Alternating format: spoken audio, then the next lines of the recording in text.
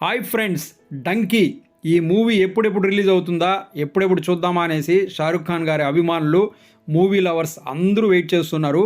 మెయిన్గా ఈ మూవీ పైన అంచనాలు భారీగా పెరగడానికి రీజన్ వచ్చేసి ఈ మూవీ డైరెక్టర్ రాజ్ కుమార్ హిరానీ గారు.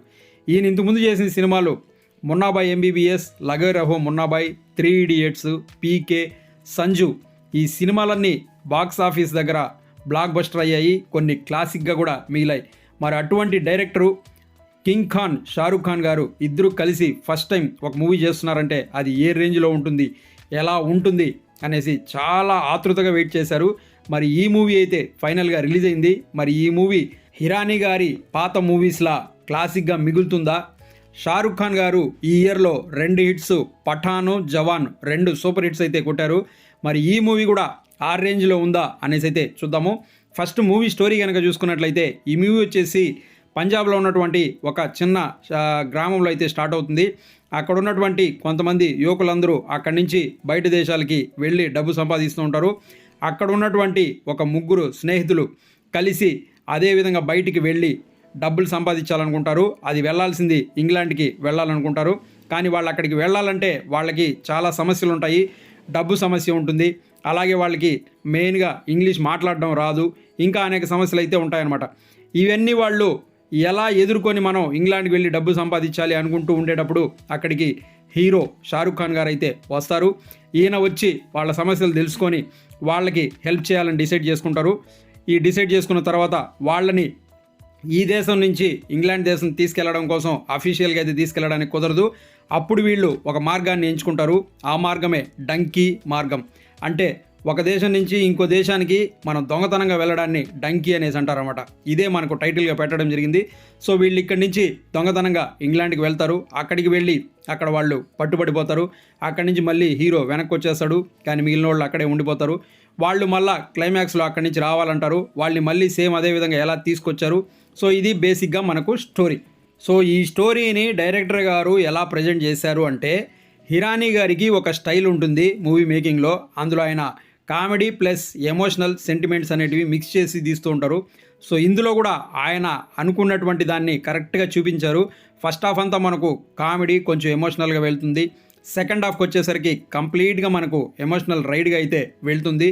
సో మూవీ హిరానీ గారు ఏదైతే అనుకున్నారో దాన్ని అయితే చెప్పాలనుకున్నారు, కానీ అక్కడక్కడ కొంచెం తడబడ్డారేమో అన్నట్టుగా అయితే అనిపిస్తుంది. ఎందుకంటే గత సినిమాల్లో చూసుకుంటే హిరానీ గారి సినిమాల్లో ఎమోషనల్ అనేది మనకు చాలా బాగా కనెక్ట్ అవుతుంది, కానీ ఇందులో ఆ ఫీలు, ఆ కనెక్ట్ అనేది మనకు కొంచెం మిస్ అయిందనేసి అనిపిస్తుంది. సో మనకు ఎమోషనల్ సీన్స్ అనేటివి వస్తూ ఉంటాయి, కానీ మనం అంతగా దానికైతే కనెక్ట్ అవ్వలేము. సో దీన్ని రాజ్ కుమార్ హిరానీ గారు ఇంకొంచెం బెటర్గా చేస్తుంటే బాగుండేది అనిపిస్తుంది. సో రాజ్ కుమార్ గారి హిరానీ గత సినిమాల్లో చూసుకుంటే ఇందులో మనకు మెయిన్ డిఫరెన్స్ అదే అనమాట. ఆ మెయిన్గా ఆ సెంటిమెంట్ అనేది ఏదైతే ఉందో దాన్ని కొంచెం మిస్ చేశారేమో అయితే అనిపిస్తుంది. కానీ దీన్ని మనకు తెలియనీయకుండా చేసింది మాత్రం ఆ యాక్ట్రెస్ పర్ఫార్మెన్స్లు అని చెప్పొచ్చు. ఫస్ట్ షారుఖ్ ఖాన్ గారు. సో ఆయన ఇంతకుముందు చేసినటువంటి జవాన్కి, పఠాన్కి ఇందులో ఏమాత్రం మనకు ఇదనేది కనిపించదనమాట.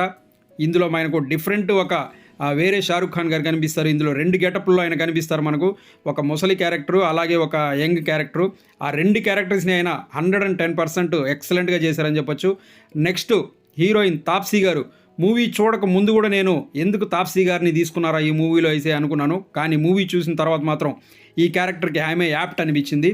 ఈమె కూడా 2 గెటప్స్లో కనిపిస్తారు. ఆ 2 గెటప్స్లో కూడా ఈమె సూపర్గా చేసింది. నెక్స్ట్ ఇందులో విక్కీ కౌశల్ గారు ఒక మెయిన్ క్యారెక్టర్ చేశారు. ఆ క్యారెక్టర్ కొద్దిసేపే ఉంటుంది, కానీ అది మనకు చాలా ఇంపార్టెంట్ అయితే ఉంటుందన్నమాట. కానీ ఆ క్యారెక్టర్ ఎండింగ్ మాత్రం కొంచెం సినిమాటిక్గా ఉంటుందనేది అయితే అనిపిస్తుంది. మిగిలిన క్యారెక్టర్స్ ఎవరైతే ఫ్రెండ్స్ క్యారెక్టర్ చేశారో వాళ్ళందరూ కూడా వాళ్ళ క్యారెక్టర్స్ని పర్ఫెక్ట్గా చేశారని చెప్పొచ్చు. మ్యూజిక్ పరంగా మాట్లాడుకున్నట్లయితే మనకు సాంగ్స్ అయితే ఎమోషనల్గా ఉంటాయి. ఒక్క సాంగ్ మాత్రం బాగుంటుంది, అది మనకు డ్యూయట్ సాంగ్ లాగా ఉంటుంది. సో మిగిలిన బ్యాక్గ్రౌండ్ స్కోరు ఓకే, పర్వాలేదు, బాగానే ఉంది అనిపించింది. సినిమాటోగ్రఫీ అయితే చాలా బాగుంది. కానీ నిర్మాణ విలువలు కనుక చూసుకున్నట్లయితే గత సినిమాలతో పోలిస్తే హిరానీ గారి సినిమాల్లో దీంట్లో కొంచెం తక్కువ అయితే మనకైతే అనిపిస్తుంది. సో మొత్తానికి మనకు డంకీ మూవీ అనేది first half comedy, second half emotional ride అని చెప్పొచ్చు. గత హిరానీ సినిమాలు గారితో పోలిస్తే ఆ రేంజ్లో అయితే లేదు, కానీ మరీ మనం చూడకుండా పోయేంత ఇదిగా అయితే మాత్రం లేదు మూవీ. మీరైతే ఫ్యామిలీతో వెళ్ళి ఖచ్చితంగా చూడదగినటువంటి ఒక మంచి సినిమా అయితే చెప్పొచ్చు. షారుఖ్ ఖాన్ గారి అభిమానులకైతే పండగే అని చెప్పొచ్చు. జనరల్ ఆడియన్స్ కూడా మూవీని చూస్తే ఖచ్చితంగా ఎంజాయ్ చేస్తారు. మంచి కామెడీ టైమింగ్ ఉంటుంది, అలాగే మంచి ఎమోషనల్ సెంటిమెంట్ రైడ్ ఉంటుంది. సో అది ఫ్రెండ్స్ డంకీ మూవీ రివ్యూ చూసారు కదా. ఈ వీడియో మీకు నచ్చినట్లయితే లైక్ చేసి ఛానల్ సబ్స్క్రైబ్ చేసుకోండి. మరో మంచి వీడియోతో మీ ముందు మళ్ళీ వస్తాను. Thanks for watching this video. Thank you very much.